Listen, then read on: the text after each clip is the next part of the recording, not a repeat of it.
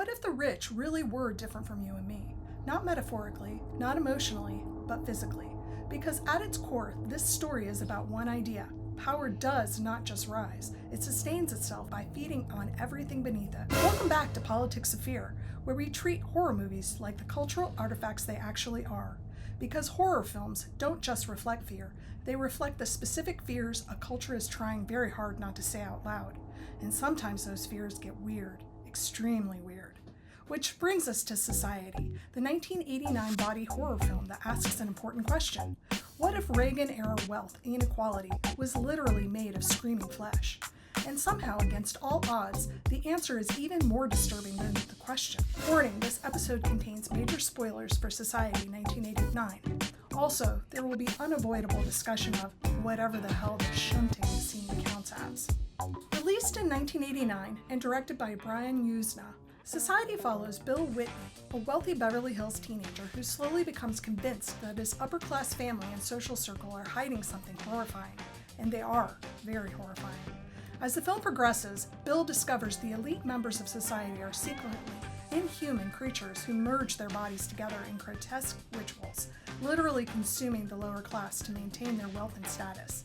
Yes, that is the plot, and somehow it is still less subtle than the decade that inspired it.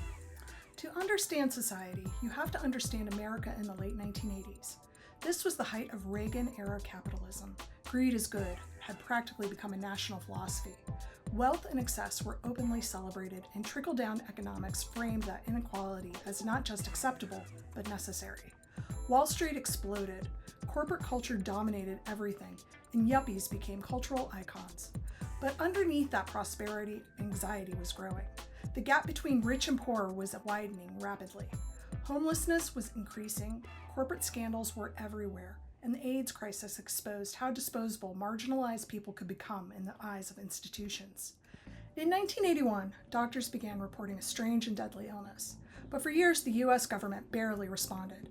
It was not publicly addressed at the highest levels until 1985, after thousands had already died. That delay was not accidental. The people most affected were already marginalized. Gay men, intravenous drug users, immigrants, and communities of color. Early on, the crisis was not treated as a national emergency. It was treated as someone else's problem. Culturally, Americans were beginning to suspect something uncomfortable. Maybe the wealthy were not just living differently from everyone else. Maybe they were operating by entirely different moral rules. And in a decade where entire groups of people could be ignored or left behind, that suspicion did not feel abstract. It felt real. It led to a deeper question. What if power does not just protect itself? What if it separates itself completely from everyone else? Society takes that fear and pushes it to its extreme. Because, for horror films ask one question again and again, what if the metaphor became real? That's what makes Society so effective. The rich people in this film aren't just selfish. They are biologically separate from ordinary people. They feed on everyone beneath them, economically, socially, and eventually physically. There's nothing restrained about it. But neither was the 1980s, a decade that turned access into entertainment. The film turns classic exploitation into literal consumption. The wealthy survive by absorbing other people, using them, draining them, folding them into themselves. Which sounds outrageous until you remember this was the decade of hostile corporate takeovers, insider trading, scandals tied to figures like Ivan Boesky and Michael Milken, and corporate buyouts like RJR Nabisco that treated companies less like businesses and more like something to be taken apart and devoured. From the beginning, Bill feels disconnected from the world around him. His family behaves strangely, conversations feel artificial, and no one reacts to emotion in a natural way. That sense of alienation reflects a growing 1980s anxiety about wealth itself. It was a decade where privilege seemed to shape not just lifestyle, but consequences. Drug use within elite circles was often minimized, with cocaine possession treated far more leniently, while heroin use and emerging crack epidemic were harshly criminalized in poorer communities. That imbalance reinforced a broader perception that the rules were different depending on who you are. In society, that unease takes on a far more literal form. The upper class in society feels emotionally hollow because the film presents elite culture as performative. Everything is appearance. The 1980s were obsessed with surfaces, designer brands, luxury homes, perfect bodies, and corporate success. Underneath all that glamour, the film asks a terrifying question. What if there's literally nothing human underneath it? Bill is framed as someone who does not quite belong. The film even opens with him meeting a therapist, someone who is supposed to help him process his frustration about his family and school. But instead of addressing his concerns, the therapist seems more focused on helping him fit in, to adjust, to accept the world around him as normal. As the story progresses, that sense of unease deepens. One of the film's most paranoid moments involves a recorded therapy session that mysteriously changes every time Bill tries to use it as evidence. Reality itself becomes unstable, and this taps directly into a growing 1980s distrust of institutions and authority. Bill keeps trying to expose the truth, but every system around him protects the wealthy. His family, his therapist, the police, his friends, nobody believes him because the people in power are all connected. It starts to feel less like science fiction and more like a political cartoon about class privilege. The horror is not just the conspiracy, it is the realization that the conspiracy controls every institution that is supposed to protect you. Ted Ferguson, one of Bill's classmates and part of his elite social circle, spends much of the film mocking him and treating him like an outsider despite his privilege. Early on, he hints at the truth through what he calls a joke, casually suggesting that the rich are different, that they essentially feed off others.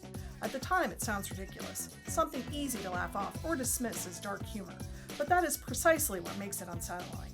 The film presents the truth in a way that feels unbelievable, encouraging both Bill and the audience to reject it. For Bill, this moment becomes an early fracture in his sense of reality. If something that extreme can be said so casually, and everyone else reacts as if it is normal, then he begins to question not just the joke, but the world around him. That uncertainty feeds directly into his growing paranoia. Ferguson isn't just a bully. He represents the rules of the system itself. In society, wealth isn't enough.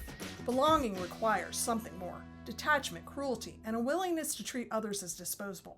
And that's important because the film argues that class isn't just about money, it's about belonging. Bill has privilege, but he lacks the cruelty and emotional detachment necessary to truly become one of them.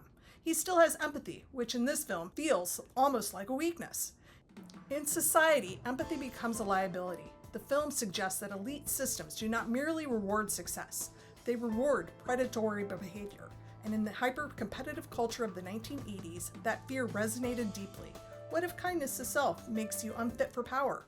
And now we arrive at the scene, the infamous shunting sequence, one of the most grotesque body horror finales ever filmed.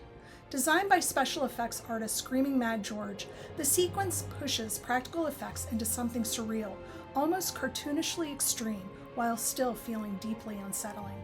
Bodies melt together, faces stretch, flesh merges into flesh. The rich literally consume and absorb the poor in a giant writhing mass of excess.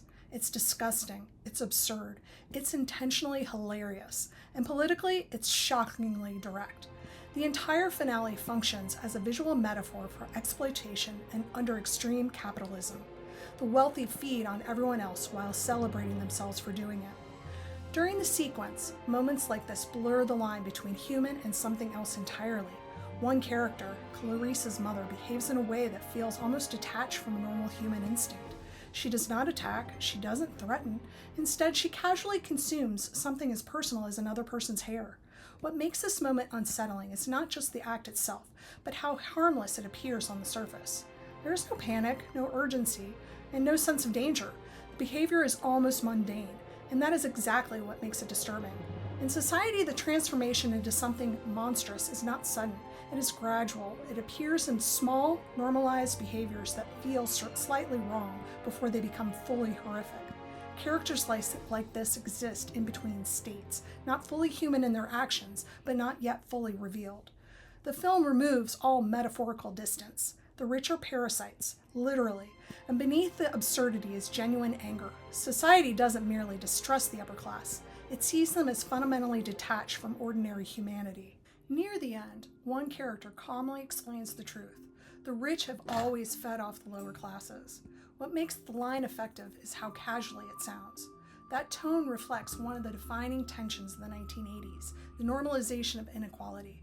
By the end of the decade, massive wealth disparity was increasingly treated not as a problem, but as proof the system was working. Society takes that logic to its most horrifying conclusion. because at its core, the film suggests something even more unsettling. Power does not just rise, it sustains itself by feeding on everything beneath it. What separates Society from many horror films of its era that it weaponizes disgust politically. Most 1980s horror focused on slashers or supernatural threats.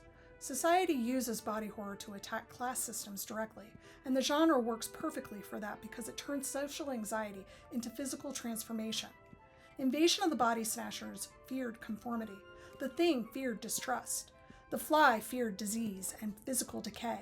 Society fears wealth itself, or more specifically, the idea of that extreme privilege can transform people into something monstrous, something stripped of empathy for anyone beneath them. Society initially struggled in the United States, but became a cult classic over time, partly because its themes aged disturbingly well. Today, the film feels less like surreal satire and more like exaggerated documentary footage from the billionaire class.